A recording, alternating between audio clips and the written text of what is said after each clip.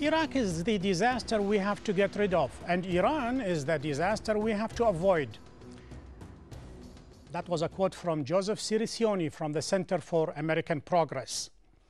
The U.S. is seeking a way out of Iraq. It may even need the help of Iran, one of the countries President Bush branded part of the axis of evil. So what lies ahead for these arch enemies, cooperation or confrontation? Our Washington correspondent Rob Reynolds reports. Instability in Iraq is pushing the U.S. and Iran, two bitter foes, closer to direct talks. The reason? Neither wants Iraq to disintegrate. There's a very real fear that a weak Iraq will suck in the neighboring states willy-nilly, Turkey, Iran, Syria, competing for influence in Iraq with the Americans. That's a very scary scenario, and I think the Iranians are very aware of it. Iran wields powerful influence in Iraq through its allies in Shiite political parties. U.S. and British military officials say Iran also provides weapons and money to its allies. They are spreading their influence all around to a variety of different groups, and they're doing it in also a variety of different ways. They provide military training and sending money to the religious centers of Najaf and Karbala. Military analysts say if Iran chose to, it could help boost Iraqi security. The Iranians can close the border, prevent weapons from coming in to aid those people who are opposed to the government. There are barriers to cooperation, including Iran's uranium enrichment activities and support for Hezbollah, U.S. economic sanctions, and resistance from hardliners in both countries. I think the Iranians would expect that for any help they give the United States in Iraq, that the problems Iran has with the United States will also be on the table. The Bush administration will likely try to resist those kinds of wide-ranging negotiations. But with the entire American enterprise in Iraq on the verge of disaster, they may not be able to avoid talking to Iran for long. Rob Reynolds, Al Jazeera, Washington. To examine Iran's increasing influence in Iraq and U.S. concern, I'm joined from Tehran by former Deputy Speaker of the Majlis, Mr. Mohammad Reza Khatami, and from Baghdad by Mr. Saad al-Janabi, leader of the Iraqi Republican Group and a member of the Iraqi Parliament, and here in Doha by U.S. Navy Captain Frank Pasquale, spokesman for CENTCOM. Gentlemen, welcome to Inside Iraq. Saad al-Janabi in Baghdad, let me start with you. How would you describe Iran's role in Iraq, constructive or destructive?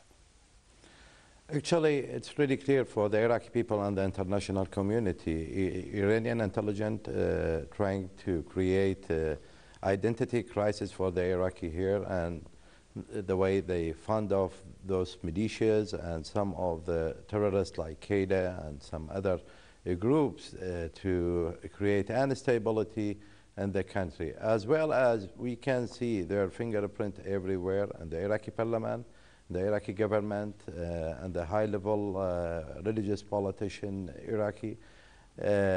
Also, we can see Ministry of Interior, Ministry of Defense.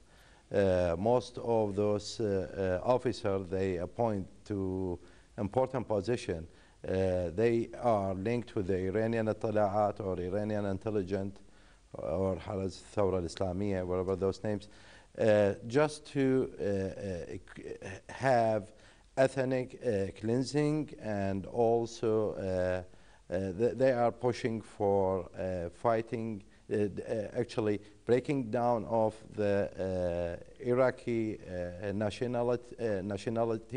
nationalism and patriotism.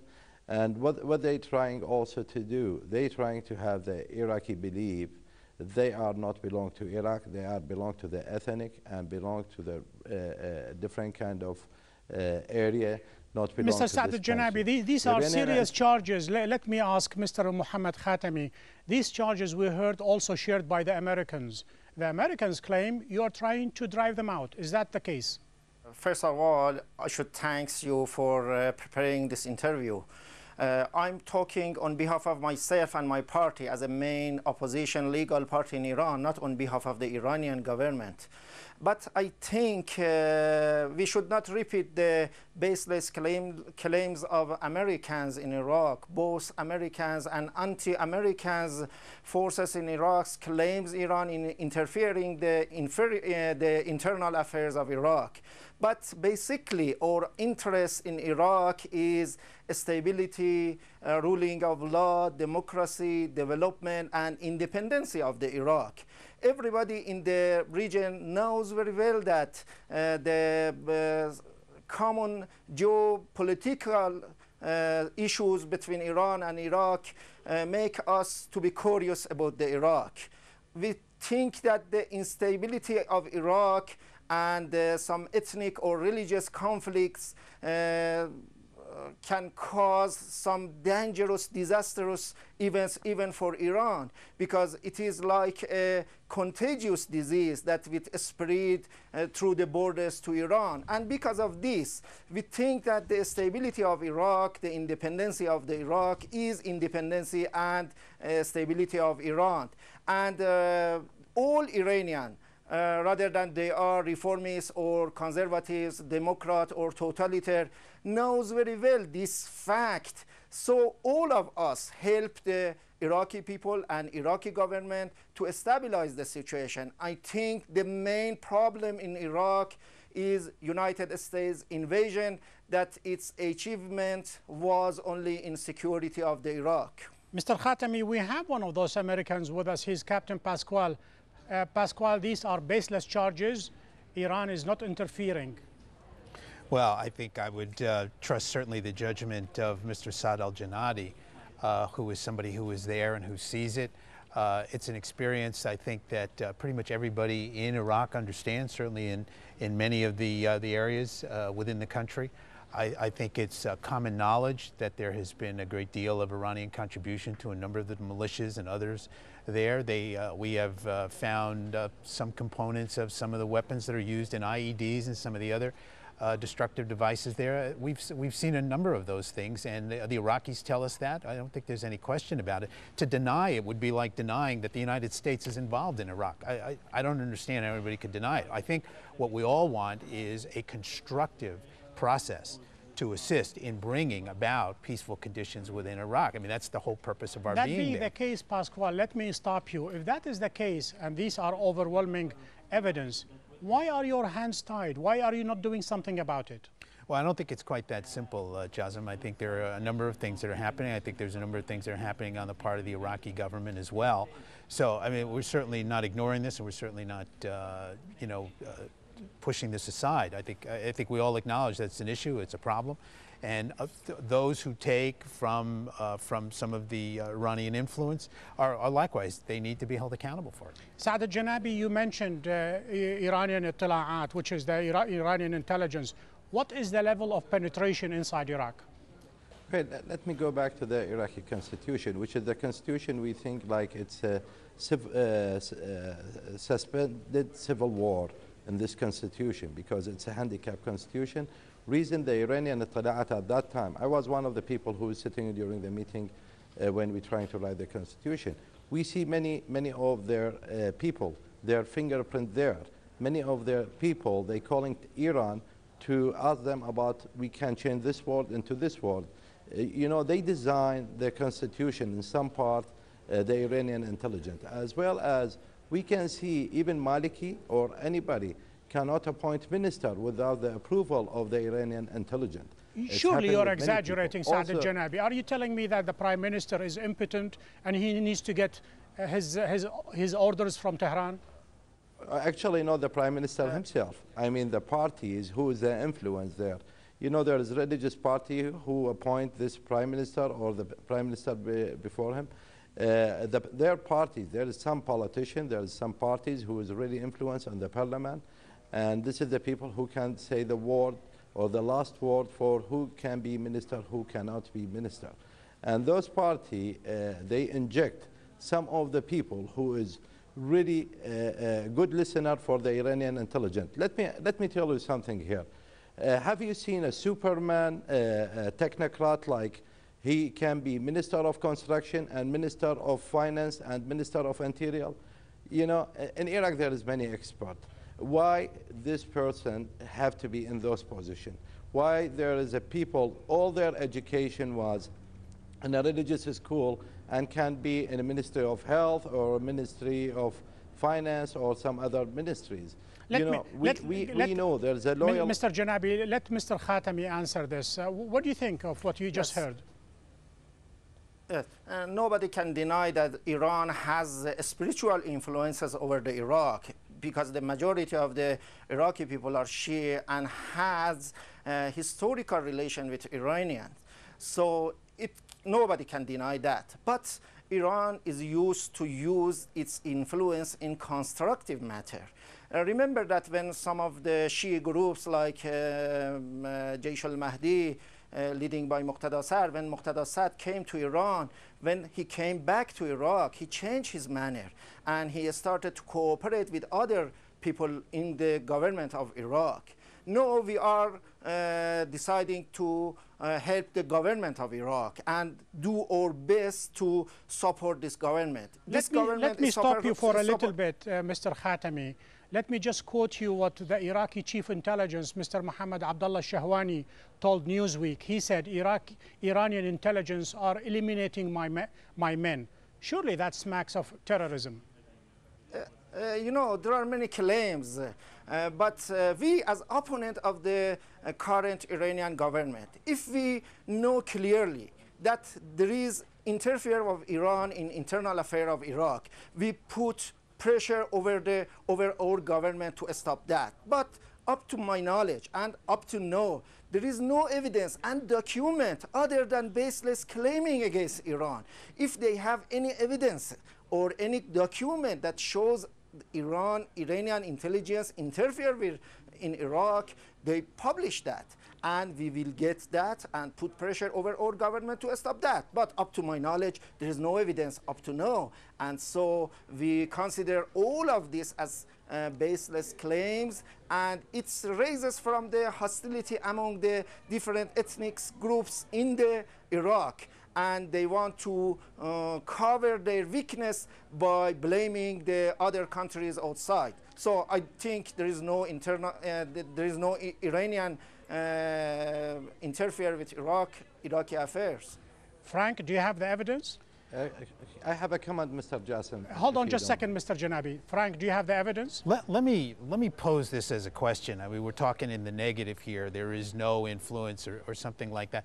If I may pose the question to Mr. Khatami, what positive things is Iran doing? I mean, I heard you say earlier in your comment that you felt that Iran was contributing to democracy and contributing to some other constructive things. Can you describe what those are? We're finding this very hard to believe, and particularly you as the opposition party. It's fascinating. Mr. Khatami, what is the positive thing Iran doing in Iraq? No, this was not the evidence. You know, the main anti-Iranian terrorist groups, MKO, Saz Mujahideen Khalq, are based in Iraq. If we had this power to destabilize the Iraq, we went there and do something with this group.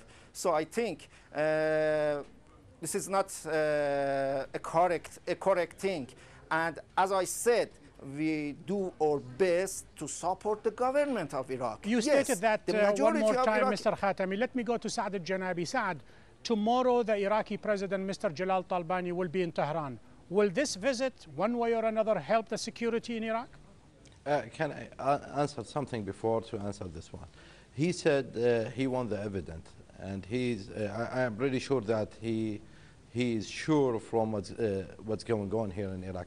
Most of the people, like securities and these people, being trained by the Iranian intelligence more than 10 or 20 years. They don't need to leave evidence here. They are using the Iraqi people as tools. They are not only using the Shia as what he said, they are using even some Sunnis, indirect way via Syria. Syrian intelligence, they are very active as well. And you know, the Syrian intelligence, listening to whatever Tala'at telling them, they fund them. And also they are using not only the Sunni and the Shia Arab, they are using some of the Kurd. They do have their people. Could you answer my question? Will President Jalal Talbani's visit help the security in Iraq? Actually, if the Iranians, they are serious to stop messing with the Iraqi stability, with this visit or without this visit, they should be helpful. Why should Iran help you? When Iran helped you toppling the Taliban regime in Afghanistan, President Bush in his 2002 speech labeled Iran as a member of axis of evil. Why should they help you now? I don't think it's a question of helping the United States. I think it's a question of helping the people of Iraq, and which is what I'm hearing is the claim that that's what's really the purpose of Iran's government. And I still pose the question because I don't think I've heard an answer to precisely what it is that they're doing in a positive way that will help promote the democracy that Dr. Hatimi was talking about a moment ago. I'm still at a loss to understand what it is that the claim is that they're doing that helps. Is it possible, Mr. Khatami, that you are linking your nuclear quest with Iraq? You mentioned a very good things. Less than 6 months after the victory of the United States in Afghanistan, by the help of Iran, by the effective help of the Iran, Iran turned to be the axis of evil. And it makes we untrust to the United States. We are ready to help the Iraqi government and Iraqi people for stability. But we are not ready to help let me get a final American answer, if you don't mind, from Saad al-Janabi. You keep blaming Iran. What about Iraqi politicians who allow this, Saad al-Janabi? Let me to finish my word, my sentence. Mr. Khatami, we are in the last minute. We are in the last minute. Saad al-Janabi, you have the last word. Okay. Yeah, actually, one of the evidence, still we see the mortars and those weapons they are using in Iraq, it's coming from Iran, and it's fresh, 2006. And some of it, you know, the Iranian industry, sometimes it's really bad. Sometimes even those militias, when they use the mortars, it's killing them because it's not working 100% good. In the meantime, we know very well they're trying to kidnap our democracy. We fought for the democracy. We brought the democracy here to the country, but it's stalled by those religious people. Religious people like to have the wealth and the influence here, which is there's nobody can give them this only if they work with the Iranian intelligence. Saad al-Janabi, we can feel thank it. you very much. Mohammad Reza Khatami, Frank Pasquale, gentlemen, thank you for being inside Iraq. To find out more information about the program and send us your comments, please go to aljazeera.net/English. That's all what we have for this week. Join me next week when we have another look inside Iraq.